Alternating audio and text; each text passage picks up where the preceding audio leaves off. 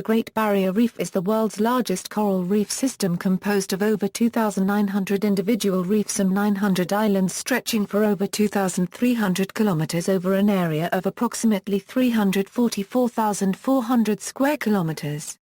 The reef is located in the Coral Sea, off the coast of Queensland, Australia. The Great Barrier Reef can be seen from outer space and is the world's biggest single structure made by living organisms. This reef structure is composed of and built by billions of tiny organisms, known as coral polyps.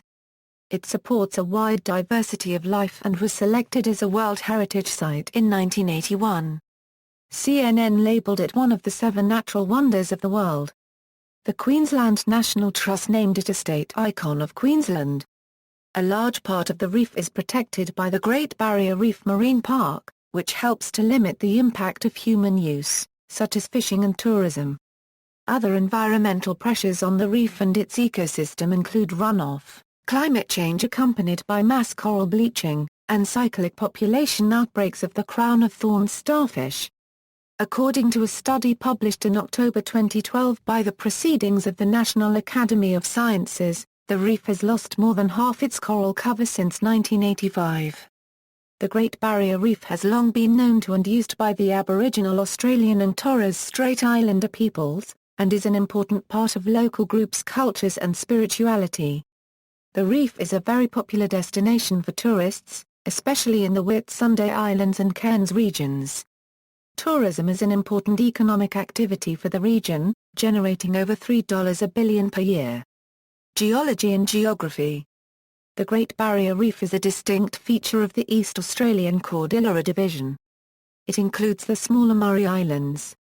It reaches from Torres Strait in the north to the unnamed passage between Lady Elliot Island and Fraser Island in the south. Lady Elliot Island is located 1,915 km southeast of Bramble Cay as the crow flies. Australia has moved northwards at a rate of 7 cm per year, starting during the Cenozoic. Eastern Australia experienced a period of tectonic uplift, which moved the drainage divide in Queensland 400 km inland. Also during this time, Queensland experienced volcanic eruptions leading to central and shield volcanoes and basalt flows. Some of these granitic outcrops have become high islands. After the Coral Sea Basin formed, coral reefs began to grow in the basin, but until about 25 million years ago, northern Queensland was still in temperate waters south of the tropics, too cool to support coral growth. The Great Barrier Reef's development history is complex. After Queensland drifted into tropical waters, it was largely influenced by reef growth and decline as sea level changed. Reefs can increase in diameter by 1 to 3 centimeters per year, and grow vertically anywhere from 1 to 25 cm per year. However, they grow only above a depth of 150 meters due to their need for sunlight, and cannot grow above sea level. When Queensland edged into tropical waters 24 million years ago, some coral grew, but a sedimentation regime quickly developed with erosion of the Great Dividing Range, creating river deltas, oozes and turbidites, unsuitable conditions for coral growth. 10 million years ago, the sea level significantly lowered, which further enabled sedimentation. The reef's substrate may have needed to build up from the sediment until its edge was too far away for suspended sediments to inhibit coral growth. In addition, approximately 400,000 years ago there was a particularly warm interglacial period with higher sea levels and a 4 degrees Celsius water temperature change. The land that formed the substrate of the current Great Barrier Reef was a coastal plain formed from the eroded sediments of the Great Dividing Range with some larger hills. The Reef Research Centre, a cooperative research centre, has found coral skeleton deposits that date back 500,000 years. The Great Barrier Reef Marine Park Authority considers the earliest evidence of complete reef structures to have been 600,000 years ago. According to the GBRMPA, the current, living reef structure is believed to have begun growing on the older platform about 20,000 years ago. The Australian Institute of Marine Science agrees, placing the beginning of the growth of the current reef at the time of the last glacial maximum. At around that time, sea level was 120 meters lower than it is today. From 20,000 years ago until 6,000 years ago, Sea level rose steadily. As it rose, the corals could then grow higher on the hills of the coastal plain. By around 13,000 years ago the sea level was only 60 meters lower than the present day, and corals began to grow around the hills of the coastal plain, which were, by then, continental islands. As the sea level rose further still, most of the continental islands were submerged. The corals could then overgrow the hills, to form the present cays and reefs. Sea level here has not risen significantly in the last 6,000 years. The CRC Reef Research Center estimates the age of the present, living reef structure at 6,000 to 8,000 years old. The remains of an ancient barrier reef similar to the Great Barrier Reef can be found in the Kimberley, Western Australia.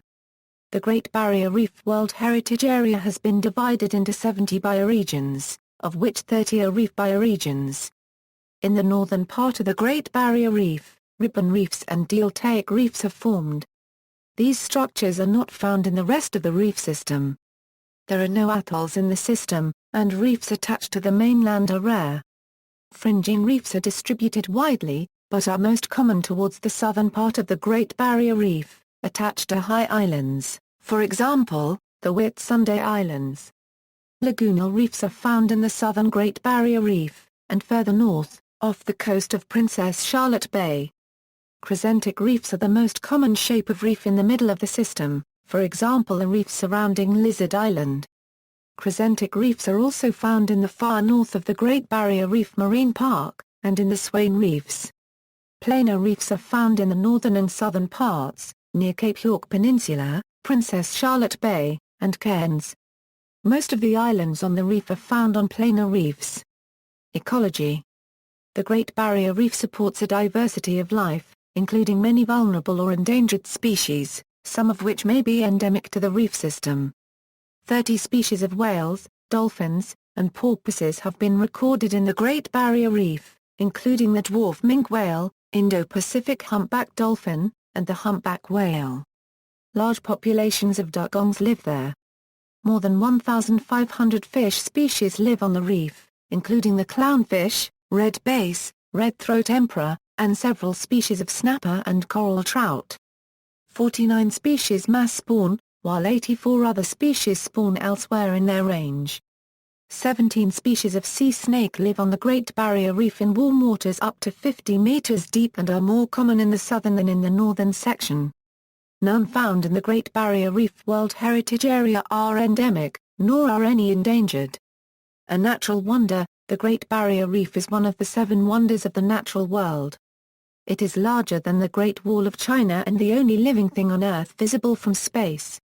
6 species of sea turtles come to the reef to breed: the green sea turtle, leatherback sea turtle, hawksbill turtle, loggerhead sea turtle, flatback turtle, and the olive ridley. The green sea turtles on the Great Barrier Reef have 2 genetically distinct populations, one in the northern part of the reef and the other in the southern part. 15 species of seagrass in beds attract the dugongs and turtles, and provide fish habitat. The most common genera of seagrasses are Halophila and Halogeal. Saltwater crocodiles live in mangrove and salt marshes on the coast near the reef. Nesting has not been reported, and the saltwater crocodile population in the GBRWHA is wide-ranging but low density. Around 125 species of shark, stingray, skates or chimera live on the reef. Close to 5,000 species of mollusk have been recorded on the reef, including the giant clam and various nudibranchs and cone snails. 49 species of pipefish and 9 species of seahorse have been recorded. At least 7 species of frog inhabit the islands. 215 species of birds visit the reef or nest or roost on the islands, including the white-bellied sea eagle and roseate tern. Most nesting sites are on islands in the northern and southern regions of the Great Barrier Reef, with 1.4 to 1.7 million birds using the sites to breed. The islands of the Great Barrier Reef also support 2,195 known plant species. 3 of these are endemic. The northern islands have 350 plant species which tend to be woody, whereas the southern islands have 200 which tend to be herbaceous. The Whitsunday region is the most diverse, supporting 1,141 species. The plants are propagated by birds. There are at least 330 species of ascidians on the reef system with a diameter of 1 to 10 cm. Between 300 to 500 species of bryozoans live on the reef. 400 coral species, both hard corals and soft corals, inhabit the reef. The majority of these spawn gametes, breeding and mass spawning events that are triggered by the rising sea temperatures of spring and summer, the lunar cycle, and the diurnal cycle. Reefs in the inner Great Barrier Reef spawn during the week after the full moon in October, while the outer reef spawn in November and December. Its common soft corals belong to 36 genera. 500 species of marine algae or seaweed live on the reef, including 13 species of genus Halimeda, which deposit calcareous mounds up to 100 meters wide, creating mini ecosystems on their surface which have been compared to rainforest cover. Environmental threats. Climate change, pollution, crown of thorns starfish and fishing are the primary threats to the health of this reef system. Other threats include shipping accidents, oil spills, and tropical cyclones. Skeletal eroding band, a disease of bony corals caused by the protozoan Halofolliculina corallacea, affects 31 coral species. According to a 2012 study by the National Academy of Science, since 1985, the Great Barrier Reef has lost more than half of its corals, with two-thirds of the loss occurring from 1998 due to the factors listed before. Climate change. The Great Barrier Reef Marine Park Authority considers the greatest threat to the Great Barrier Reef to be climate change, causing ocean warming which increases coral bleaching. Mass coral bleaching events due to elevated ocean temperatures occurred in the summers of 1998, 2002 and 2006, and coral bleaching is expected to become an annual occurrence. As global warming continues due to anthropogenic causes, corals will not be able to keep up with increasing ocean temperatures. Coral bleaching events lead to increased disease susceptibility, which causes detrimental ecological effects for reef communities.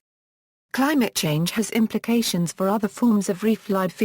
Some fishes' preferred temperature range leads them to seek new habitat, thus increasing chick mortality in predatory seabirds. Climate change will also affect the population and sea turtles' available habitat.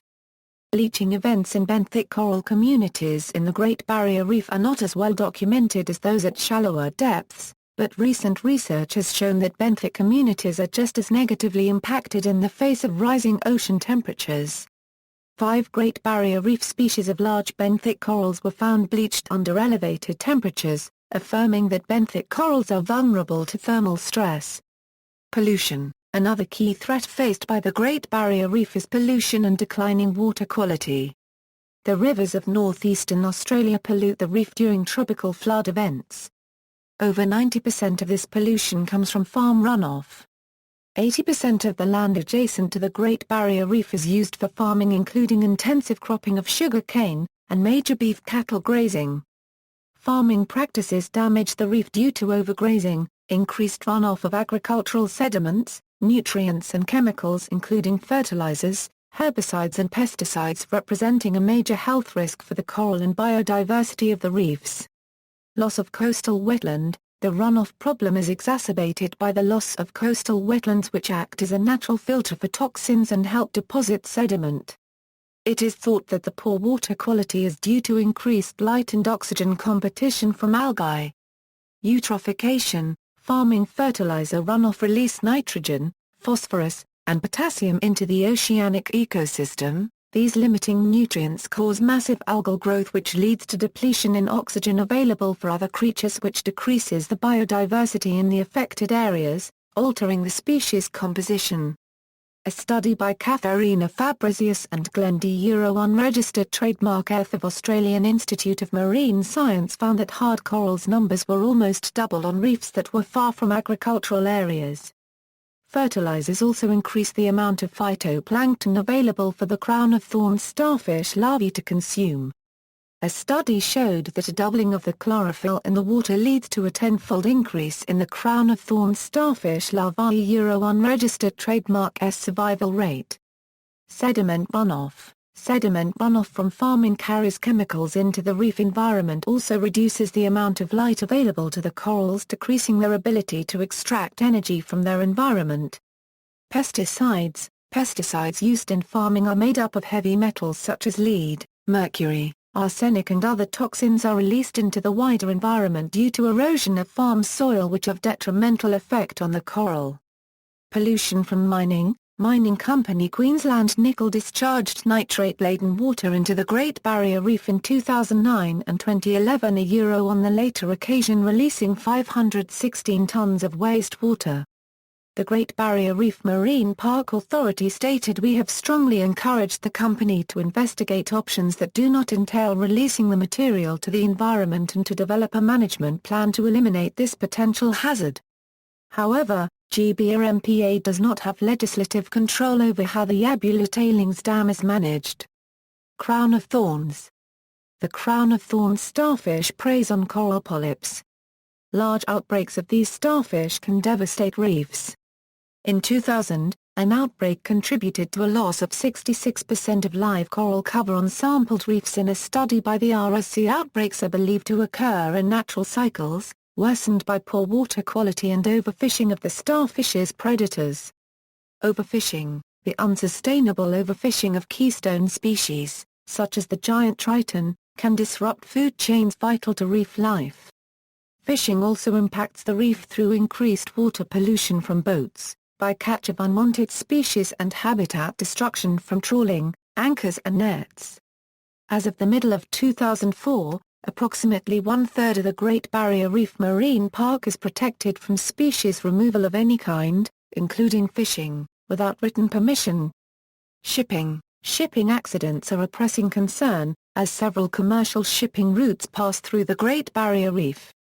Although the route through the Great Barrier Reef is not easy, reef pilots consider it safer than outside the reef in the event of mechanical failure, since a ship can sit safely while being repaired. There have been over 1,600 unknown shipwrecks in the Great Barrier Reef region. On April 3, 2010, bulk coal carrier Shenango 1 ran aground on Douglas Shoals, spilling up to 4 tons of oil into the water and causing extensive damage to the reef.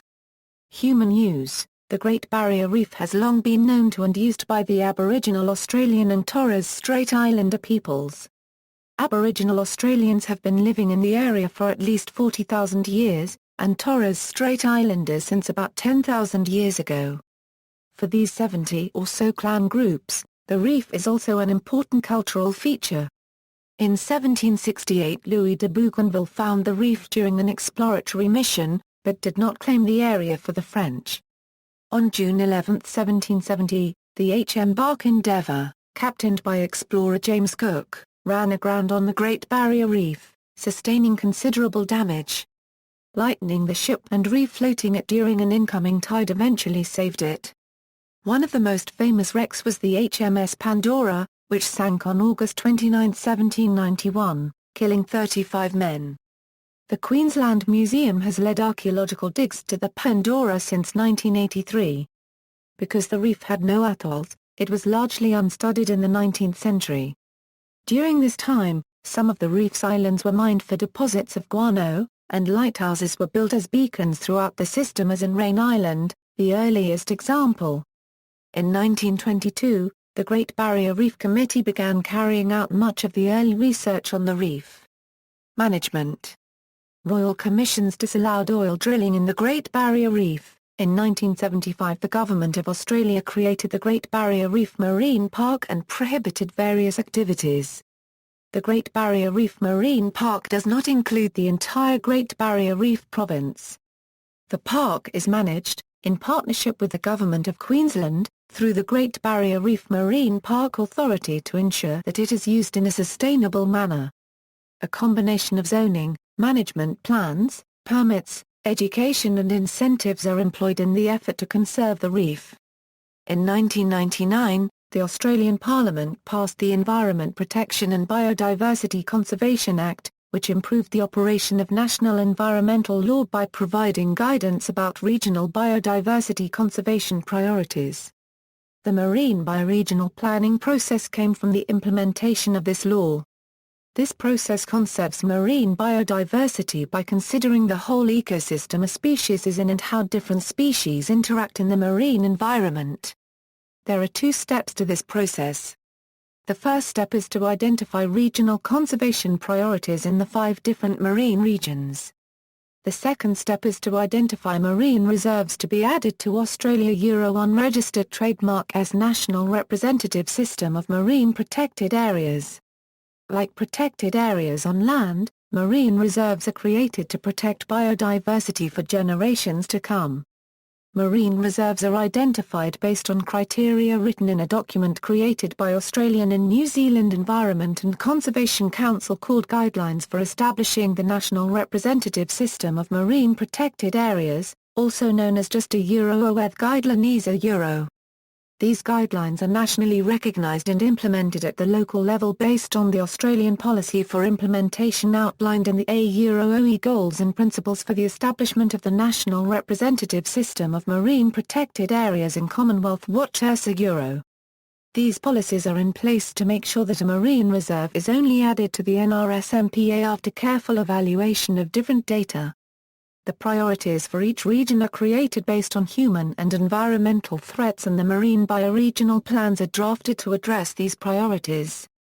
To assess different region unregistered trademark as priorities, 3 steps are taken. First, a bioregional profile is created. Second, a bioregional plan is drafted, and third, the plan is finalized. After the plan is finalized, activity in different bioregions may become limited based on particular threats an activity may pose. In 2001, the GBRMPA released a report about the declining water quality in the Great Barrier Reef and detailed the importance of this issue. In response to this report, a joint initiative between the governments of Australia and Queensland to improve the water quality of the Great Barrier Reef. In 2003, the Australian and Queensland governments launched a joint initiative to improve the quality of water entering the Great Barrier Reef. The decline in the quality of water over the past 150 years has contributed to coral bleaching, algal blooms, and pesticide pollution. These forms of pollution have made the reef less resilient to climate change. When the plan was introduced in October in 2003, it originally contained 65 actions built on previous legislation. Their immediate goal was to halt and reverse the decline in water quality entering the reef by 2013. By 2020, they hope that the quality of the water entering in the reef improves enough so that it doesn't have a detrimental impact on the health of the Great Barrier Reef. To achieve these goals, they decided to reduce pollutants in the water entering the reef and to rehabilitate and conserve areas of the reef that naturally help reduce water pollutants. In order to achieve the objectives described above, this plan focuses on non-point sources of pollution, which cannot be traced to a single source such as a waste outlet. The plan specifically targets nutrients, pesticides and sediment that make their way into the reef as a result of agricultural activities. Other non-point sources of pollution that are attributed to urban areas are covered under different legislation. In 2009, the plan was updated. The updated version states that to date, none of the efforts undertaken to improve the quality of water entering the reef has been successful. The new plan attempts to address this issue by targeting priority outcomes, integrating industry and community initiatives and incorporating new policy and regulatory frameworks. This updated version has improved the clarity of the previous plan and targets set by that plan, have improved accountability and further improved monitoring and assessment.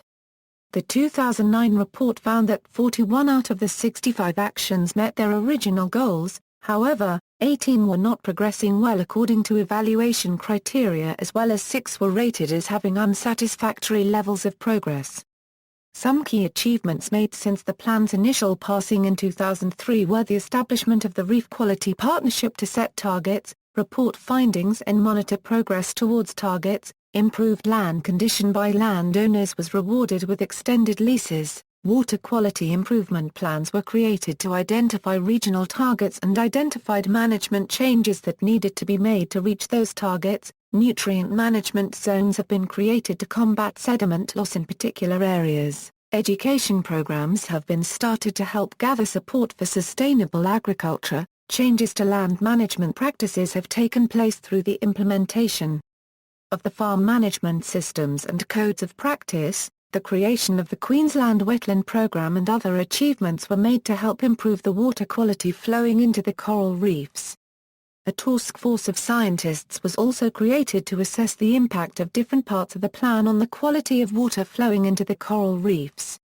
They found that many of the goals have yet to be reached, but found more evidence that states that improving the water quality of the Great Barrier Reef will improve its resilience to climate change. The Refocus Summit in 2008, which is also detailed in the report, came to similar conclusions. After this, a stakeholder working group was formed that worked between several groups as well as the Australian and Queensland governments to update reef goals and objectives. The updated version of the plan focuses on strategic priority areas and actions to achieve 2013 goals. Also, quantitative targets have been made in order to critically assess whether targets are being met.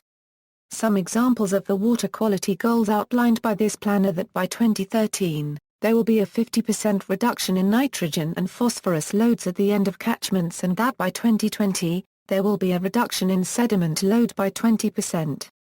The plan also outlines a number of steps that must be taken by landholders to help improve grazing, soil, nutrient, and chemical management practices. There are also a number of supporting initiatives to take place outlined in the plan to help create a framework to improve land use practices, which will in turn improve water quality. Through these means, the governments of Australia and Queensland hope to improve water quality by 2013.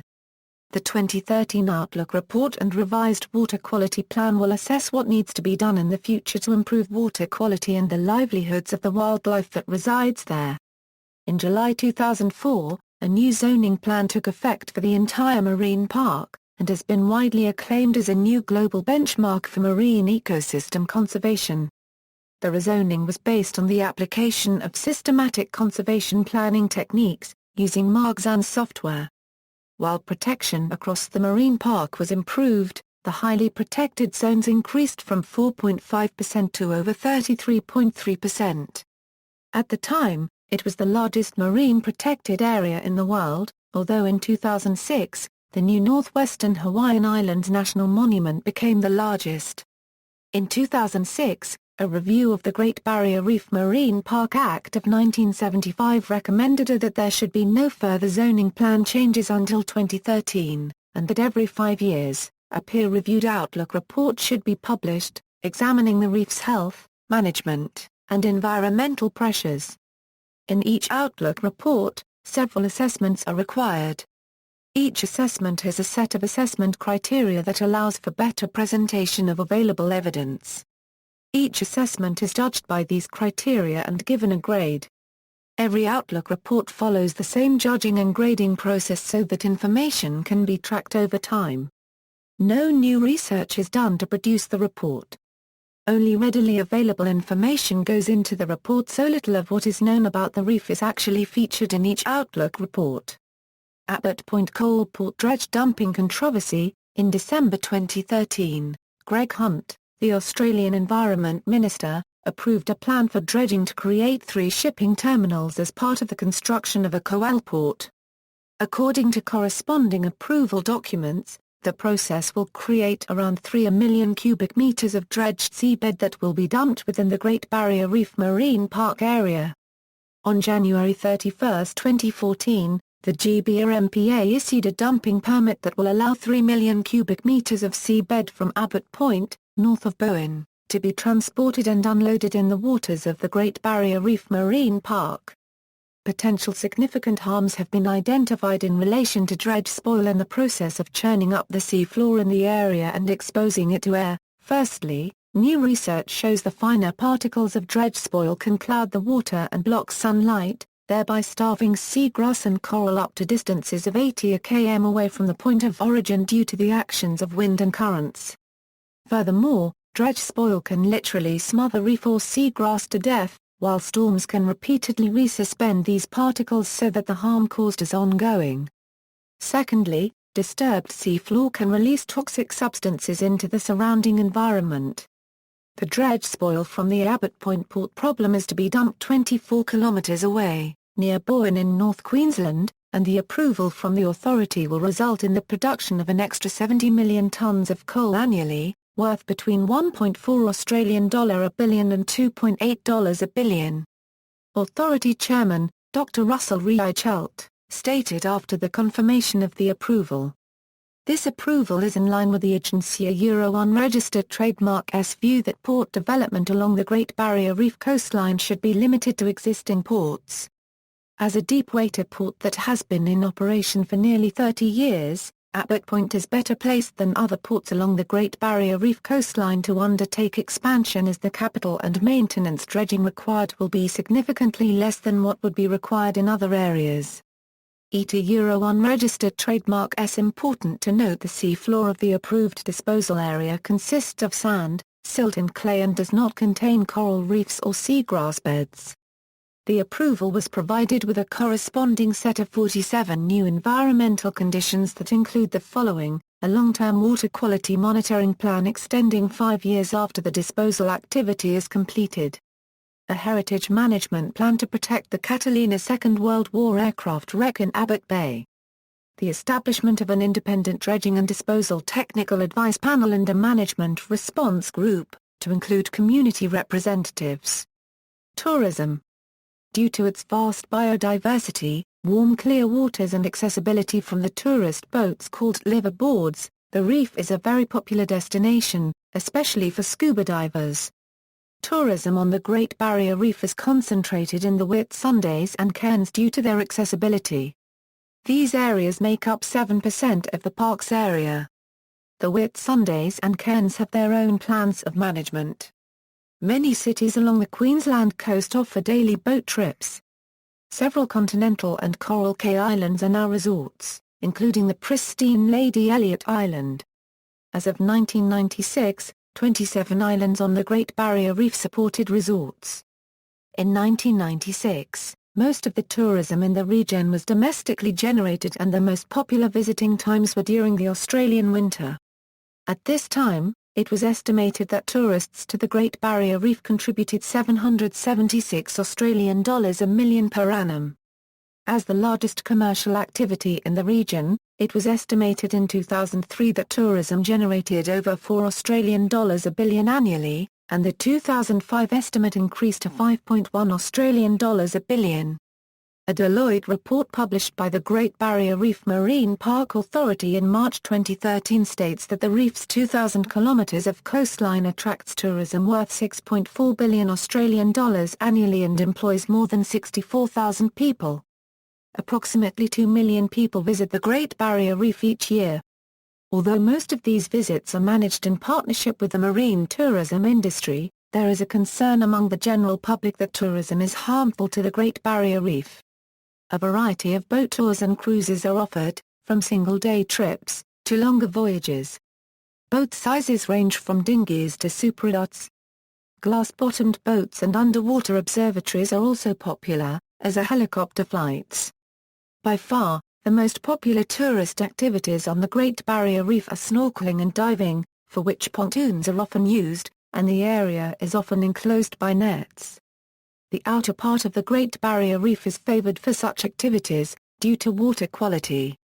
Management of tourism in the Great Barrier Reef is geared towards making tourism ecologically sustainable. A daily fee is levied that goes towards research of the Great Barrier Reef. This fee ends up being 20% of the GBRMPA's income. Policies on cruise ships, bareboat charters, and anchorages limit the traffic on the Great Barrier Reef. The problems that surround ecotourism in the Great Barrier Reef revolve around permanent tourism platforms. Platforms are large, ship-like vessels that act as a base for tourists while scuba diving and snorkeling in the Great Barrier Reef. Seabirds will land on the platforms and defecate, which will eventually be washed into the sea. The feces carry nitrogen, phosphorus and often DDT and mercury, which cause aspergillosis, yellow band disease, and black band disease. Areas without tourism platforms have 14 out of 9,468 diseased corals versus areas with tourism platforms that have 172 out of 7,043 diseased corals. Tourism is a major economic activity for the region. Thus, while non-permanent platforms could be possible in some areas, overall, permanent platforms are likely a necessity. Solutions have been suggested to siphon bird waste into gutters connecting to tanks, helping lower runoff that causes coral disease. The Great Barrier Reef Marine Park Authority has also placed many permanent anchorage points around the general use areas. These act to reduce damage to the reef due to anchoring destroying soft coral, chipping hard coral, and disturbing sediment as it is dragged across the bottom. Tourism operators also must comply with speed limits when traveling to or from tourist destinations, in order to prevent excessive wake from the boats disturbing the reef ecosystem. Fishing. The fishing industry in the Great Barrier Reef, controlled by the Queensland Government, is worth $1 billion annually. It employs approximately 2,000 people, and fishing in the Great Barrier Reef is pursued commercially, for recreation, and as a traditional means for feeding one's family. Dugong hunting. Under the Native Title Act 1993, native title holders retain the right to legally hunt dugongs and green turtles for personal, domestic or non-commercial communal needs. 4 traditional owners groups agreed to cease the hunting of dugongs in the area in 2011 due to their declining numbers, partially accelerated by seagrass damage from the 2011 Queensland floods. Photo gallery. See also: Catlin Sea View Survey, Islands on the Great Barrier Reef, References. Bibliography: Hopley, David. Smithers, Scott G. Parnell, Kevin E. The Geomorphology of the Great Barrier Reef, Development, Diversity, and Change. Cambridge University Press. ISBN A0-521-85302-8. Further reading: Bell, Peter. Ames, The First 25 Years. Townsville, Australian Institute of Marine Science. ISBN A978-0-642-32212-8. Bowen, James. Bowen, Margarita. The Great Barrier Reef: Our History, Science, Heritage. Cambridge University Press. ISBN A0-521-82430-3. Dunn, T.J. Patterns in the Distribution of Coral Communities Across the Central Great Barrier Reef. Coral Reefs 1, 95 107 doi, 10.1007/BF00301691. Research Publications. Great Barrier Reef Marine Park Authority. Hutchings, Pat. Kingsford, Mike. Hu Goldberg, Ove. The Great Barrier Reef, Biology, Environment and Management. CSIRO Publishing. ISBN A978-0-643-09557-1. Lucas, PHCAL. The Outstanding Universal Value of the Great Barrier Reef World Heritage Area. Great Barrier Reef Marine Park Authority. ISBN A0-642-23028-5. Mather, P. Bennett, I. Ed. A Coral Reef Handbook, A Guide to the Geology, Flora and Fauna of the Great Barrier Reef. Chipping North, Surrey Beattie and Sons Proprietary Limited. ISBN A0-949324-47-7. External links, media related to Great Barrier Reef at Wikimedia Commons. How the Great Barrier Reef Works. HowStuffWorks.com. Great Barrier Reef Travel Guide from Wiki Voyage, World Heritage Listing for Great Barrier Reef, Great Barrier Reef Marine Park Authority, CRC Reef Research Center, Dive into the Great Barrier Reef. National Geographic. The Great Barrier Reef.